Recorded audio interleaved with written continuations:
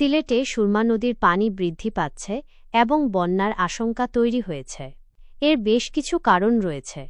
টানা বৃষ্টি এবং পাহাড়ি ঢল। সিলেট এবং ভারতের উজানে, বিশেষ করে মেঘালয়ের চেরাপুঞ্জিতে ভারী বৃষ্টিপাতের কারণে সুরমা ও অন্যান্য নদ-নদীতে পাহাড়ি ঢলের পানি নামছে। এই ঢলই পানি বৃদ্ধির প্রধান কারণ। বিপদসীমা অতিক্রম।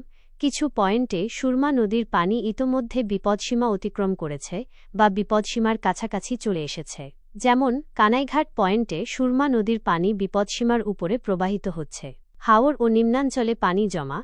বৃষ্টির পানি এবং ঢলের কারণে হাওর ও নিম্নাঞ্চলে পানি জমা হচ্ছে, যা পানি শুরুতে বাধা দিচ্ছে এবং বন্যার পরিস্থিতি তৈরি করছে। সুরমা নদী ভরাট। সুরমা নদী ভরাট হয়ে যাওয়ার কারণে এর পানি ধারণ ক্ষমতা কমে গেছে, যার ফলে সামান্য বৃষ্টিতেই পানি উপচে পড়ছে এবং বন্যা হচ্ছে। বন্যার পূর্বাভাস ও বর্তমান পরিস্থিতি।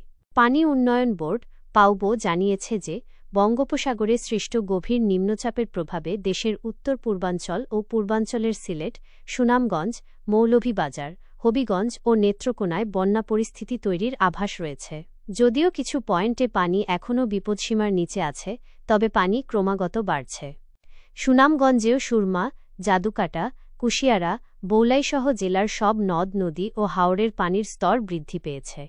গত ২৪ ঘণ্টায় সুনামগঞ্জে ১১০ মিলিমিটার বৃষ্টিপাত রেকর্ড করা হয়েছে। এই পরিস্থিতিতে সিলেট ও সুনামগঞ্জের নিম্নাঞ্চলে স্বল্পমেয়াদী বন্যা পরিস্থিতি সৃষ্টি হতে পারে বলে সতর্কতা জারি করা হয়েছে। স্থানীয় প্রশাসন ও পানি উন্নয়ন বোর্ড সার্বিক পরিস্থিতি পর্যবেক্ষণ করছে এবং প্রয়োজনে পদক্ষেপ নেওয়ার জন্য প্রস্তুত রয়েছে।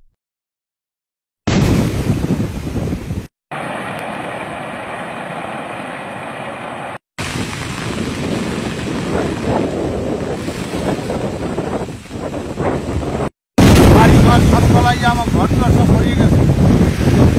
মসজিদ, মাদ্রাসা ভরিয়ে গেছে।